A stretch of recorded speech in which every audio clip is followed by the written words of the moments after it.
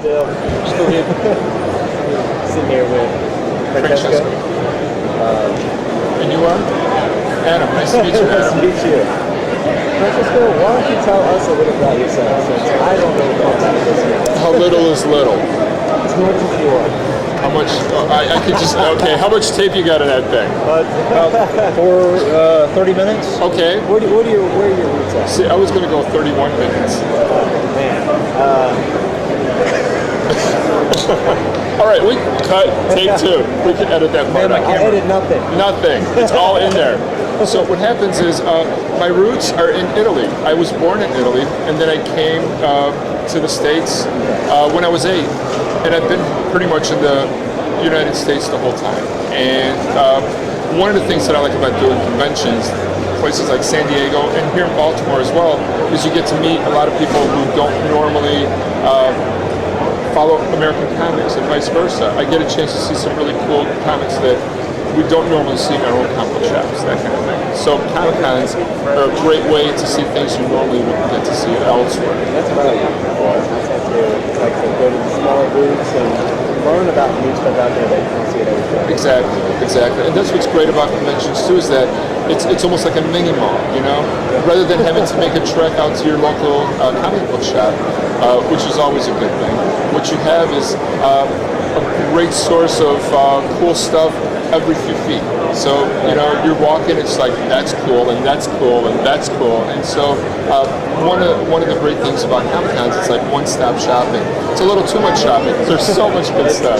It is overwhelming. So it's hard to really know what to take your time and in-depth look at, what to kind of research. Right. I gotta admit, we've done a lot of interviews talking with Franchesco from Brazil.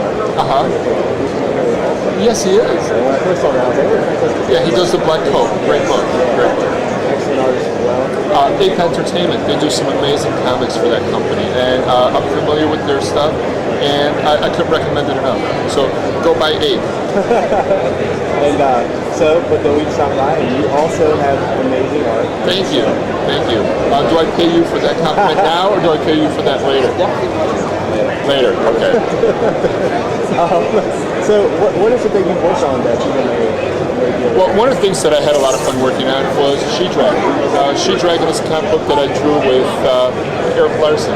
Eric Larson is the creator of the Savage Dragon, and it's one of the characters that I've been following for almost my entire career. Even before I got into comics, I actually was a fan of the Savage Dragon before most people knew who the Savage Dragon was, because unless you were around in the industry when Image Comics first came on board, some of the creators who were working for Marvel Comics decided they wanted to do creator-owned work.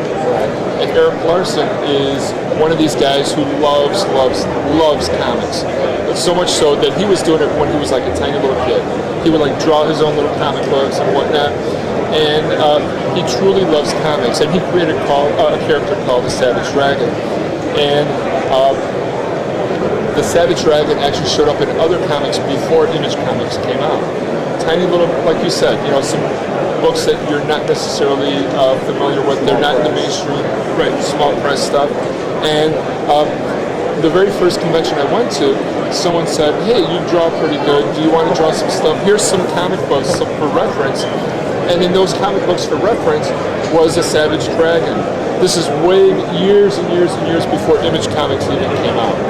And so when Image Comics hit the scene, it was like the biggest and the best, coolest thing ever, right?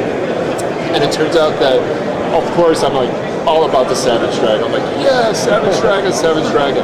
Fast forward to today, and I'm holding it in my hand. Not only a book that I drew that I had so much fun working on, but it's full of characters that I've been following for the longest time, and they're like so iconic for me. And what's even sweeter, the icing on the cake, is that Eric Larson actually wrote the story, and he actually did some of the layouts and whatnot in the back. It's just crazy cool. I had so much fun. I swear, this thing is like, I want to take it with me everywhere. You know, I just want to pin it to my shirt, walk around, you know, like put it on a chain, you know, just walk around, say, yeah, Savage Dragon, She-Dragon, it's all good. That's cool. So That was way too much fun. I'm sorry. We're gonna have to cut that down. Okay, we're gonna, the dosage. We're gonna cut back a little bit on that. I get distracted when people have to say, I mean, you're very passionate, obviously, and I'm kind of here. Yeah, I'm having fun. Wait, how did it go? Yeah, I'm having fun. When I talk to people, and they Inside joke, you had to be there. they end up being so like I completely lost my train of thought. Just kind of I'm sorry about that. sucked me right into it. Love the story and everything. But anyway. Oh, You're the best we've got on camera so far. Thank you. 2 days. Thank you, dude. Thank you. I appreciate the compliment. well, do you do a lot of comments? No. No? Yes, I do. I love cons. I do love cons. I love them so much. It makes it difficult for me to do like the work because I'm supposed to be in the studio right now drawing stuff, right? Editors tend to complain about that. They don't like that sort of thing. I was like, where's Franchesco? At a Comic Con? No! Yeah. But it turns out that I went to San Diego. I wasn't even going to go this year. It was just like a last minute thing. It was just like, I'm going to San Diego. It's a long story. I won't get into it. But I went to San Diego and it was 4 days of incredibly cool insanity. It was just controlled chaos, 4 days straight. Loved it. But it takes a lot out of you because it's sleep deprivation, it's malnutrition because you barely get a chance to eat, and when you eat, it's all junk food. It's not the best for you, and it's total sensory overload. And it turns out that I did that for 4 days straight, so I needed a little time to recuperate from that. Well, by the time I recuperated, I had to gear up for yet another major show, which was in Chicago, and I did the Wizard World Chicago show, which was another 4 days of amazing, fantastic comic extravaganza-ish stuff. And so it turns out that I was like, okay, I'm done for the year, no more. And at the end of Chicago, everybody's going, so you're going to Baltimore? I was like, no, I'm done for the year. It's just like, no, but you should go to Baltimore. Baltimore is great. Baltimore is great. I was like, how great can Baltimore be? Baltimore is great. I had no idea. This is my first time here. I love this convention. Really? Oh, how about it? It's a great show. I love the show. Stop laughing at me.